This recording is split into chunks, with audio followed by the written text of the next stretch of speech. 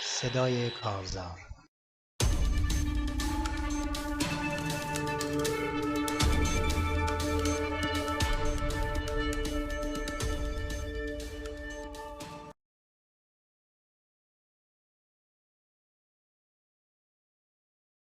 با سلام به شما بینندگان و شنوندگان گرامی، این صدای کارزار است، برنامه‌ای از کارزار پشتیبانی از کارگران ایران. من سیروان قادری هستم. امروز دعوت کردم از مرتضی فاتح تا در خصوص مسائلی که در غزه شاهد اون هستیم، حملات و جنایات دولت اسرائیل در غزه، کشتار وسیع مردم و همچنین حمله سازمان حماس به اسرائیل و مجموعه تحولاتی که در اون منطقه هست صحبت و گفتگو بکنیم.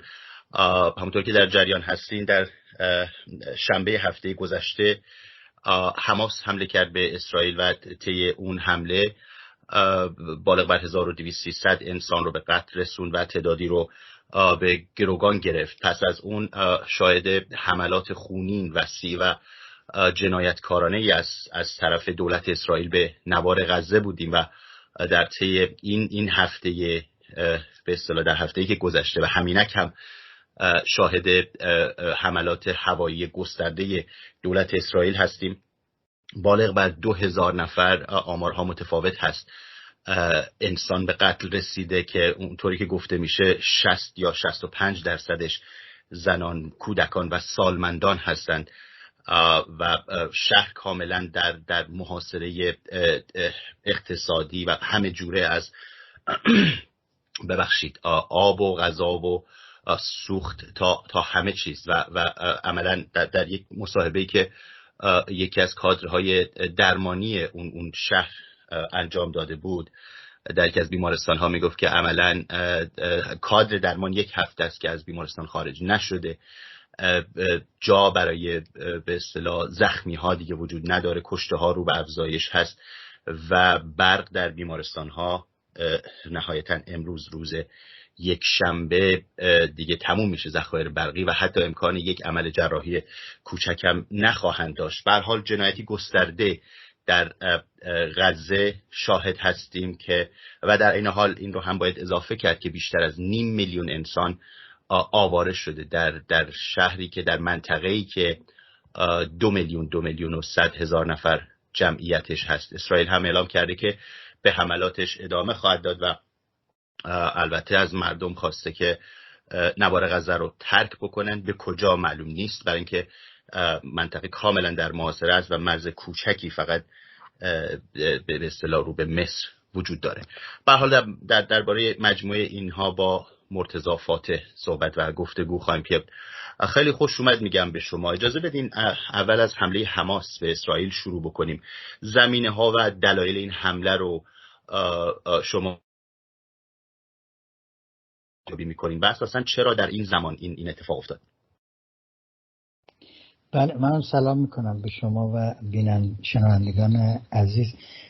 شرایط خیلی دشوارتر از اون چیزی که شما گفتین به نظر من بخشی از تصویر بود، ولی تصویر بزرگتر خیلی وحشتناکتر. ببینید، اسرائیل فرصت داده بود، مهلت داده بود 48 ساعت که مردم شمال غزه برن جنوب غزه، یعنی تخلیه بکنن در حقیقت. ولی در همون حینی که مردم داشتن میرفتن به اصطلاح کاروانهای فراریان، همونا رو هم بمبارون کردن. یعنی این نبود که فرصتی باشه مردم، و بعد بیمارستان ها رو فرصت خیلی کوتاهی داده که اینا بتونن تخلیه بکنن. اصلا ابعاد جنایتی که اسرائیل داره صورت میده توی تمام این سالهایی که صورت مثل این معضل اسرائیل و فلسطین وجود داشته بی سابقه است. و وحشتناکتر از اونه که تمام کشورهای غربی، امریکا، انگلیس، اتحادیه اروپا پشتیبانی بی قید و شرط میکنن از این جنایات وحشتناک. یعنی قطع آب و برق و انرژی و غذا و اینا بخشی از قضیه است. کشتار مردم به طور مستقیم یه بخش دیگر. یعنی به نظر من این نسل کشی در جریان. من معتقدم یه نسل کشی سازمان یافته توسط اسرائیل و با پشتیبانی امریکا، انگلیس و اتحادیه اروپا در جریانه توی غزه. و این بعد ابعاد این قضیه بعداً مشخص میشه. این اولین بار نیست توی تاریخ این مناقشه به اسم منازعه یا معضلی توی خاورمیانه به اسم اسرائیل و فلسطین که این اتفاق میفته. اسرائیل تا الان حدود 100,000 نفر رو مستقیما به قتل رسونده. ارتش اسرائیل 100,000 غیر نظامی، درگیری‌های چریکی و حماس و الفتح اینو تو دهه‌های گذشته اونا به حساب نمیاد. 100,000 غیر نظامی رو به قتل رسونده. دیر یاسین رو داشتیم، صبرا و شتیلا رو داشتیم، تل زعتر، خیلی جای کشتارهای جمعی بسیار زیادی ارتش اسرائیل یا خودش یا به وسیله به اصطلاح نیروهای نیابتیش توی این منطقه تا الان انجام داده. ولی کشتار فعلی غزه واقعا بی‌نظیره، چون ما همه چیز رو به عینه داریم میبینیم، جهان شاهده. دیر یاسین در 1948 خیلی اطلاع ندارن، صبرا و شتیلا 1982 چند بود توی لبنان، اینا خیلی به چشم نمیاد چون اون موقع میزان روابط اطلاعات اجتماعی اینقدر زیاد نبود. ولی امروز جلوی دوربین‌های تمام خبرگزاری جهان یه نسل کشی در جریانه و کشورهایی هم که به اصطلاح چیز تمدن و مدنیت و دموکراسی را نمایندگی میکنن در جهان فعلی، پشتیبانی میکنن از این نسل کشی. یعنی اینو گفتم که بگم چقدر ابعاد این قضیه توی امروز، نه به لحاظ تعداد کشته‌ها، به لحاظ پروسه نسل کشی که داره صورت میگیره چه ابعاد گسترده‌ای داره. ولی اینکه چرا امروز این اتفاق داره، ببینید طی چند سال گذشته، به طور مشخص توی 4 سال گذشته، به دلیل بحران سیاسی که در خود اسرائیل وجود داره، میدونید تا دسامبر گذشته، یعنی تا حدوداً 1 سال پیش، 10 ماه پیش، 3 سال بود که حکومت در اسرائیل، قدرت دولتی در اسرائیل دچار یه بحران بود. یعنی نمیتونستن یک دولت ثابت تشکیل بدن.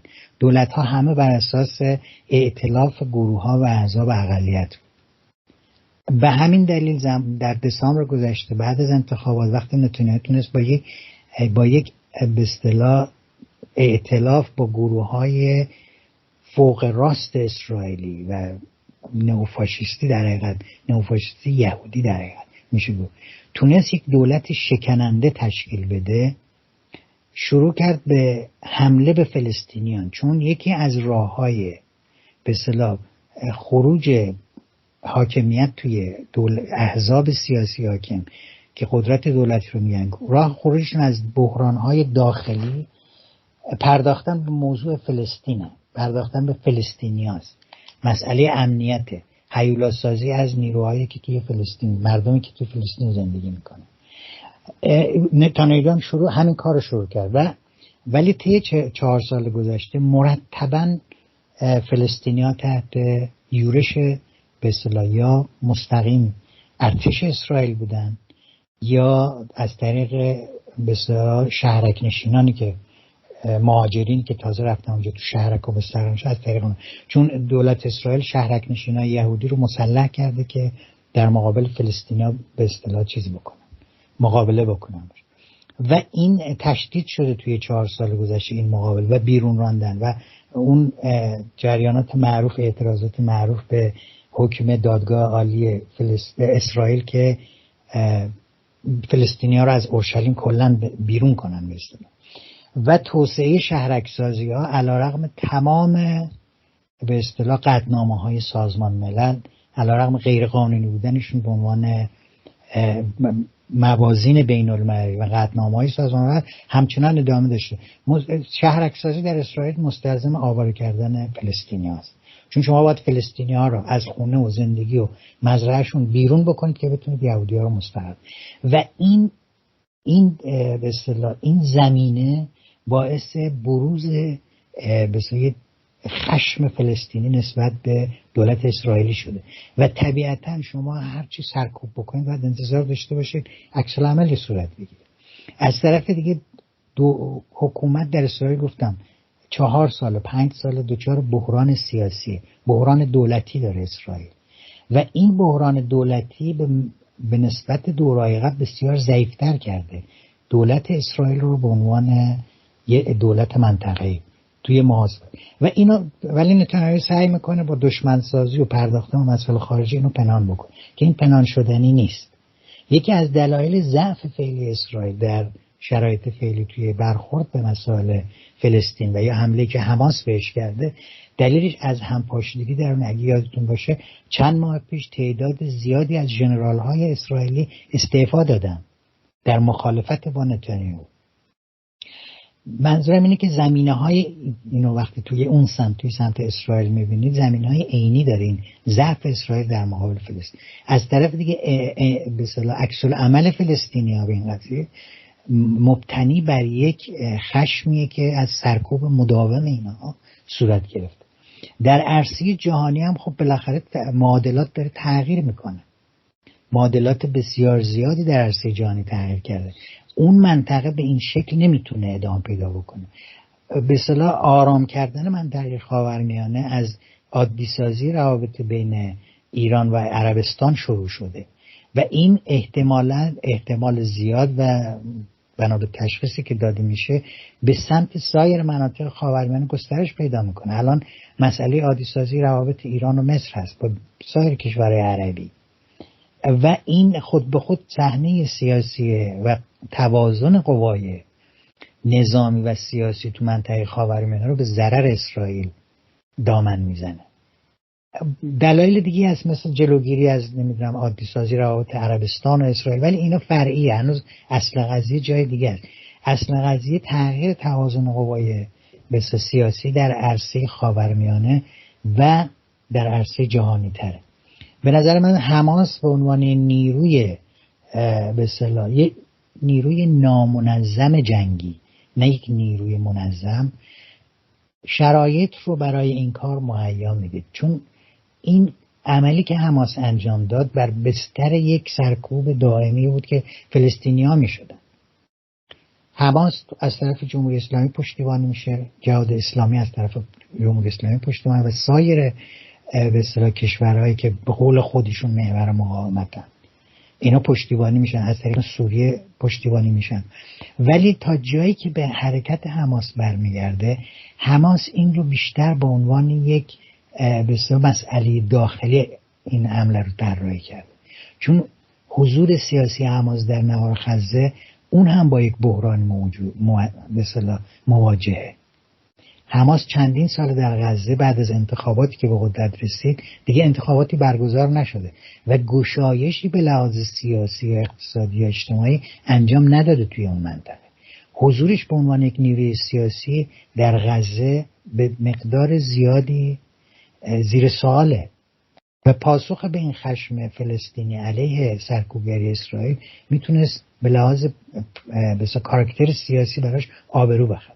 یعنی از جنبه‌های متفاوتی، ولی به نظر من اون چیزی که اهمیت داره تغییرات به اصطلاح توازن قوای سیاسی در خاورمیانه است که به سمتی میره که بیشتر به ضرر اسرائیله. چون اگر قرار بود نیروهایی مثل که پشتیبانی میشه از طرف جمهوری اسلامی در این حرکات شرکت بکنن به طور عمومی و یک برنامه‌ریزی بلند مدت نظامی بود این حمله حماس، نیروهای دیگر منطقه جمهوری اسلامی هم دخالت میگن. علیرغم اینکه اسرائیل طی چند روز گذشته به شدت حزب الله لبنان رو تحریک کرده برای حمله، ولی حزب الله لبنان خودش رو کنار کشید. چون این یه سیاست دیگه است، این سیاست درگیری نیست، سیاست آزاره بسته. به هر حال منظورم اینه که زمینه‌های متفاوتی داشته و شرایط هم خب چرا توی این زمان اتفاق، چون مجموعه عوامل دست به دست هم میدن در یک زمان معینی، حالا ممکنه یک هفته زودتر یک هفته دیرتر بشه، ولی شرایط عمومی منطقه خاورمیانه به سمت تغییرات جدیه. یکی از به اصطلاح اتفاقاتی که توش داره میفته شرایط فعلیه و این تا چه حد به نفع اسرائیل میتونه تموم بشه چنین حمله‌ای و چقدر میتونه به پاکسازی قومی توی غزه کمک بکنه، اون به نظر من یه شمشیر دولبه است. چون میتونه برگرده از اون ور، یعنی یک مقاومت جدید رو دامن میزنه، یک انتفاضه جدید رو با مجموعه نیروهای عربی و فلسطینی دامن بزنه با توجه به حجم به اصطلاح خشونت و اعمال ضد بشری که اسرائیل الان داره انجام میده. و همین دلیل به نظر من این شرایط متغیری از الان نمیشه گفت چه اتفاقی در آینده میفته. ولی اجازه بدید کمی به واکنش‌های جامعه جهانی بپردازیم. مردم معلومه در برخی از کشورهای یا شهرهای بزرگ در اروپا به خیابان‌ها اومدن. گزارشی هم خود ما صدای کارزار داشت از اعتراض گسترده و تظاهرات گسترده مردم در لندن. در فرانسه همینطور بوده. از طرف دیگه دولت‌های غربی، خودتونم بخشن اشاره کردین که اینها تمام قد در این جنایتی که در غزه اتفاق میفته پشت اسرائیل وایسادن، با این بهانه که حماس آغازگر این جنگ بوده و اسرائیل داره از خودش دفاع میکنه با این کشتار و جنایتی که در غزه رخ داده. شما این اوضاع رو چطور میبینین؟ واکنش این دولت ها، هرچند سنتاً بسیاری از این دولت ها متحد سنتی اسرائیل هستن، ولی کلا این وضعیت واکنش مردم و دولت ها رو چطور ارزیابی میکنید؟ در مورد ببینید بلوک ناتو، ما نمیتونیم کلا بگیم غرب یا شرق، این تقسیم بندی ها خیلی هنوز دقیق نیست، ولی بلوک ناتو یعنی اتحادیه اروپا، کشورهای عضو اتحادیه اروپا، انگلستان و امریکا، اینا عکس العمل به دلیلی که نیروهای فوق راست توی این که همه اینا حاکمه، عکس العملشون به نظر من خیلی دور از انتظار نبود. یعنی همون عکس العملی رو که در مقابل حمله به اوکراین توسط روسیه با همون نوع تبلیغات، با همون برخورد رو در این مورد هم شاهد بودیم، چون همون هستن، همون آدما همون موضع رو دارن میگیرن. موضع گیریشون فوق العاده ارتجاعی ضد بشری. یعنی به نظر من در این نسل کشی بلوک ناتو شریکه، نه فقط به عنوان پشتیبان، به عنوان کسانی که دارن دامن میزنن به این، یعنی پشتیبانی نظامی امریکا از اسرائیل، یعنی حمایت از کشتار مردم غزه. در کشورهای اروپایی، در فرانسه تظاهرات به نفع فلسطینیان رو ممنوع کردن. در انگلستان اگر شما پرچم فلسطین رو در دستتون داشته باشین تو خیابون یا روی ماشینتون بزنید، پلیس دستگیرتون میکنه. یعنی عملاً وارد این جدال سیاسی ایدئولوژیک نمیدونم هر چیزشو بذاریم شدن به نفع اسرائیل. بنابراین به نظر من شریک این جنایتی که داره اتفاق میفته. این فقط اسرائیل نیست که داره نسل کشی میکنه، انگلستان، فرانسه، اتحادیه اروپا، امریکا، اینا همه شریکن در این قضیه. فرقی هم نمیکنه کدوم جناحه، همه جناحهای حاکمیت‌های این کشورها فی الحال دارن همراهی میکنن با این نسل کشی. حزب کارگر انگلستان به شدت داره پشتیبانی میکنه از اسرائیل، دقیقاً مانند حزب محافظه‌کار که الان دولت انگلستان رو در دست داره. در فرانسه هم همینجوریه. جناح‌های مختلف حکومت‌های مثل غربی از برخورد فعلی اسرائیل با مردم غزه دارن پشتیبانی میکنن، نه فقط پشتیبانی سیاسی، کاری که مثلا 2 دهه قبل در مورد فلسطینیان میکردن، محکوم میکردن، نمیدونم شهرک سازی رو بسیار بسیار مهربانانه به اسرائیل میگفتن تو رو خدا نکن، خیلی بده، مردم اذیت میشن. ولی این دور اینجوری نیست، مستقیما سلاح، نیروی نظامی، همه چیز در اختیارش گذاشتن که این نسل کشی رو ادامه بده. و این به نظر من یک افتضاح انسانی سیاسی برای حکومت‌های غربیه، حکومت‌های بلوک ناتو، و طبیعی هم هست چون اونها میدونن چه اتفاقی داره میفته. تضعیف اسرائیل در منطقه یعنی تضعیف بلوک ناتو در منطقه خاورمیانه. فی الحال این صورت گرفته، به مقدار زیادی حمله حماس و درگیری اسرائیل در غزه این امر رو صورت داده. جایگاه اسرائیل به عنوان یک دولتی که میتونه توی خاورمیانه حضور داشته باشه به مقدار زیادی کمرنگ شد با این عملیات. این تا جایی که به دولت ها، ولی در مورد مردمی که توی این کشورها زندگی میکنن، این بار برخلاف دوره های قبل پشتیبانی از فلسطین به اصطلاح انحصاراً در دست نیروهای اسلامی یا نیروهایی که با گرایشات ملی عربی تداعی میشدن نیست. یعنی وقتی نگاه میکنید میبینید در کشور اروپایی بخش زیادی از نیروهای چپ به طور عمومی دارن میگن سازمانده و پرچمدار این اعتراضاتن. یه نیروی دیگه‌ای برخلاف دوره‌های قبل، برخلاف به حساب پشتیبانی که در انتفاضه اول دوم میشد، نیروهای چپ میرفتن زیر سایه نیروهای به اصطلاح ملی عربی اسلامی. ولی این بار برعکس، این بار پرچم‌های فلسطین به عنوان یک ملت به توسط اکثرا نیروهای چپ اروپایی برافراشته شده، نه پرچم حزب الله، نه پرچم حماس. یعنی وقتی شما به تظاهرات نگاه میکنید میبینید بخشا مسئله فلسطینه، نه نیروهای ایدئولوژیک حاکم بر اون جریان مثل نیروهای ملی عربی اسلامی. و این به نظر من اتفاق بسیار مهمیه. و حتی در خود اسرائیل هم خب میدونید الان عده‌ای هستن که با جنگ فعلی مخالفن.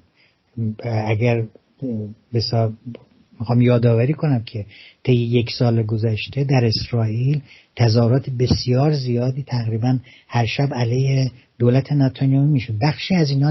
بخشی از این شرکت کنندگان با سیاست‌های دولتی اسرائیل در مقابل فلسطینی‌ها مخالفن و امروز هم اونا مخالف این جنگی که در جریان است. علیرغم همه تبلیغات پروپاگاندایی که دولت اسرائیل و بسیار رسانه‌های مینستریم غرب دارن میکنن، بخشی از مردم اسرائیل هم مخالف چنین جنگی هستن، مخالف چنین کشتاری هستن، مردمی که در اسرائیل زندگی. و همین دلیل به نظر من این بار تصویر حمایت از مردم فلسطین کمتر با نیروهای ایدئولوژیک ناسیونالیستی یا اسلامی تداعی شد در اروپا. و هرچه این گسترش این اعتراضات بیشتر میشه، شاهد حضور بیشتر نیروهایی هستیم که خارج از معادلات قبلی یا اسلام سیاسی یا نیروهای اسلامی یا نیروهای غرب بودن. یه نیروهای مستقل چپ به اصطلاح اروپایی وارد این اعتراضات شد. در مورد اعتراضات مردم سایر کشورها مثل اردن، مثل یمن، مثل کشورهایی که پشتیبانی کردن از مردم فلسطین، میدونید اینو نمیشه مستقیما به حساب نیروهای مثلا، به نظر من این دور بیشتر ملیگرایی عربی یعنی ناسیونالیسم عربی دست بالا رو داشت تا نیروهای مذهبی یا اون شکل به اصطلاح ایدئولوژیک دینی توی این جنبش. از این زاویه به نظر من مثبت بود، به مقدار زیادی پشتیبانی این دور پشتیبانی بهتری بود و رنگ و لعاب چپ بیشتری داشت. بله، بر خلاف این یا برعکس جهت سمپاتی وسیع جامعه جهانی مردم فلسطین در محکومیت کشتار دولت اسرائیل در غزه، ما شاهد به اصطلاح یک طیف‌هایی از نیروهای سیاسی راست ایرانی بودیم که خیلی با شدت و حدت زیادی از اسرائیل و حملاتش به نوار غزه حمایت کردن و خیلی به اصطلاح شاید بشه گفت به شکل کم سابقه‌ای خیلی علنی در مدیا، رسانه‌های مختلف این حمایت خودشون رو اعلام کردن. شما این رو چطور ارزیابی می‌کنین؟ اینها کجای داستان قرار دارن و چرا اینطوری هست در این شرایط؟ خب طبیعیه، به دلیل اینکه این نیروهایی که شما میگید نیروهای راست، اینا طرفدار اسرائیلن، یعنی اینا مستقیما با اسرائیل ارتباط دارن. یاد هست که توی اون جریانات اعتراضات سال گذشته بسیاری از اینا مستقیما، اصلا خود رضا پهلوی توی زیرزمین آبدارخونه چیز رفت با نتانیاهو دیدار کرد. یعنی منظورم اینه که خب اینا متحد طبیعی اسرائیله و اینها باید پشتیبانی بکنن. اینا نمیتونن در این شرط بیان بگن نه مثلا اسرائیل این کار اشتباه داره میکنه. اینا بخشی از نیروهای راست جهانی هستن که خب تو اپوزیسیون ایران هم حضور دارن. این خیلی طبیعیه. یعنی به نظر من برخورد نیروهای راست ایرانی اصلا غیر طبیعی نیست و طبیعتاً باید این موضع رو میگرفتن. ولی در مورد بخشای دیگر از اپوزیسیون به نظر من بخشای چپ هم خیلی پاسیو برخورد میکنن به قضیه. یعنی همون معادلات مثلا 2 دهه گذشته رو هنوز دارن مطرح میکنن، اینو محکوم بکنیم اونم محکوم بکنیم. و خط سوم اینه که نه جنگ بده. حالا اصلا در شرایط فعلی اگر آدم اینا رو بذاره توی یه ظرف و استراتژی نظامی اسرائیل رو ببینه و موقعیت عمومی منطقه رو ببینه به نتایج دیگه‌ای میرسه. دیگه نمیشه با این موضع ساده نمیدونم تروریسم دولتی و تروریسم غیر دولتی هر دو محکومن، این راه حلی پیدا نمیکنه از این وسط. حماس رو به همون اندازه محکوم بکنیم که اسرائیل رو محکوم بکنیم. حماس یه پارازیتی در تاریخ به اصطلاح اشغالگری اسرائیل. پیش از حماس در صبرا و شتیلا که حماسی حضور نداشت. در لبنان که کشتار بسیار پناهندگان فلسطینی توی اردوگاه‌های لبنان که هنوز نه حزب اللهی بود نه حماسی بود. حزب الله و حماس بخشی از جنگ منطقه‌ای بین قدرت‌های به اصطلاح حاکمن، ولی پیش از اون مسئله فلسطین وجود داشته و سرکوب مردم فلسطینی. به همین دلیل به نظر من این رو باید نمیشه به این سادگی در مثلا چارچوب این تعریف که ما با دو تا تروریسم موافقیم. تروریسم امروز کشورهایی که دایه‌دار مبارزه با تروریسم هستن هر حرکت غیر متعارف اجتماعی علیه منافع خودشون رو میگن تروریسم. من نمیتونم تابع این تعریف باشم. به همین دلیل نمیشه تعریف رو اینجوری مثلا گرفت از دیگران بعد در سطح تحلیل خودمون عکس العملش. به نظر من چپ باید خیلی فعالتر نسبت به مسئله فلسطین برخورد بکنه. مسئله مردم فلسطین، نه فقط مسئله سیاست در سطح عمومی نیروهای اسلامی یا ملی‌گرا. مردمی که امروز دارن کشته میشن توی فلسطین همشون اعضای حماس نیستن، خانواده های فلان نیستن. به هر حال منظورم اینه که باید سیاست فعالتری رو داشت، باید فعالتر برای به صرف این که اسرائیل مخالف حکومت جمهوری اسلامیه که ما نمیتونیم بی تفاوت باشیم نسبت به این فجایع. هرچند که بخش زیادی از اپوزیسیون ایرانی نسبت به اکثر فجایع توی جهان بی تفاوتن و مسئلهشون فقط جمهوری اسلامیه و اینکه مقیاسشون برای تحلیل مسائل بشری در این باره این رابطه نزدیک و دوری با یک حکومت در ایرانه. خب این به نظر من منطقی نیست. این اصلا به عنوان نیروی چپ، به عنوان مارکسیست شما نمیتونید خودتون منفک بکنی از همه مسائلی که در جهان اتفاق میفته و محدود بکنی یک حاکمیت سیاسی در یک منطقه مشخص جغرافیایی، اون تعیین بکنه که در عالم واقع چی داره میگذره. خود این نشون میده شما تا چه حد تحت تأثیر یه حکومت مذهبی بورژوایی سرکوبگر توی منطقه کوچیکی از جهان هستی. خود شما چقدر در تحت تأثیر اون هستی.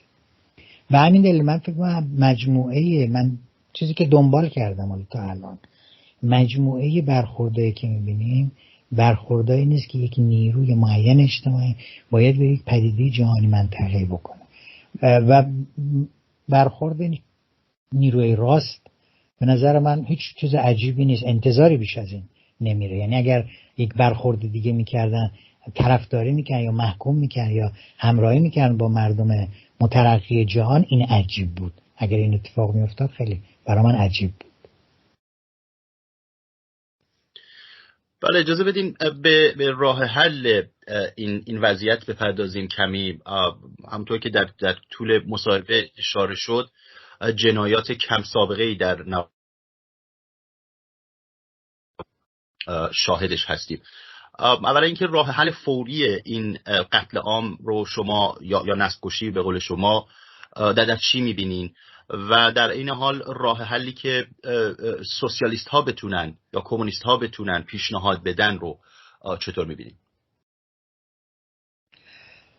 در مورد شرایط فعلی من فکرم راه حل اینه که بلافاصله باید آتش بس، یعنی آتش بس کنه، حملات فلسطین اسرائیل باید قطع بشه و امکانات زیستی همون چیزی که الان مردم شخصا دارن این کارو میکنن، مردم از مصر از اردن کمک‌های شخصی میکنن به مردم غزه، اینا به شکل سازماندهی شده از طرف سازمان ملل، نیروهای امدادگر، مردمی که میخوان کمک بکنن، این سازماندهی شده و بدون خطر بتونن این کمک‌ها رو برسونن.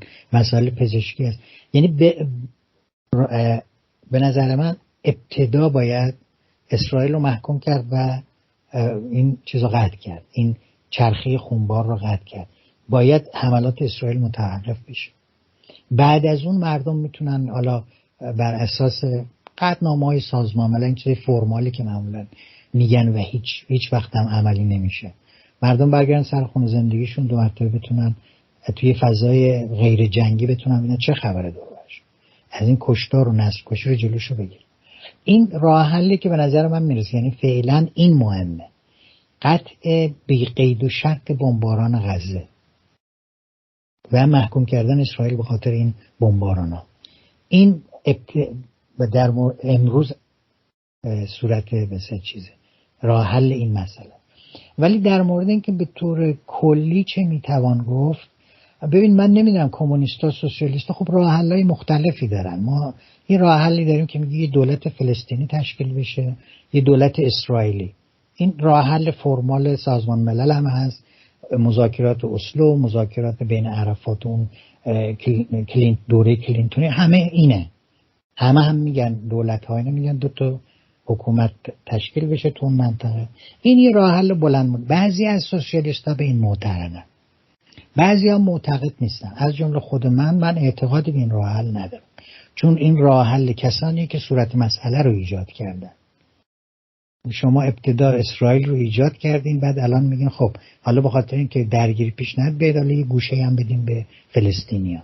حالا تو این شرایط چقدر عملی، چقدر تا امروز عملی نبوده. یعنی تا امروز چون اساس مذاکرات بین اسرائیل و فلسطینیا به جنبش فتح یادتون باشه در دوره کلینتون بر اساس همین راه حل 2 دولت بود و دیدیم که چه اتفاقی افتاد. و امروز هنوز چه اتفاق، نه دولت فلسطینی داریم، نه استقلالی داریم، نه هیچ کدوم از اینا هنوز مهیا نشده به عنوان یک دولت. یه راه حلی که من فکر میکنم، حالا نمیدونم این راه حل ممکنه بعضی دیگه، به نظر من این باید حذف بشه. این ریشه این مسئله باید حذف بشه. اساس وجود اسرائیل بر نفی وجود فلسطینه. یعنی فلسطین نه به عنوان دولت ملت، به عنوان مردمی که اونجا ساکن بودن. بخش عمده از مردمی که الان توی اسرائیل هستن مهاجرین هستن، کسایی هستن که از جای دیگه آورده شدند.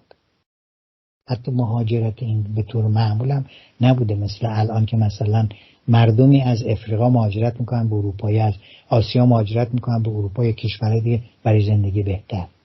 سازماندهی شده یه عده منتقل شدن. یعنی این اساس تناقض این وجود دولت، استیت من منظورمه، من افراد رو نمیگم که توی اون جغرافیا زندگی میکنن.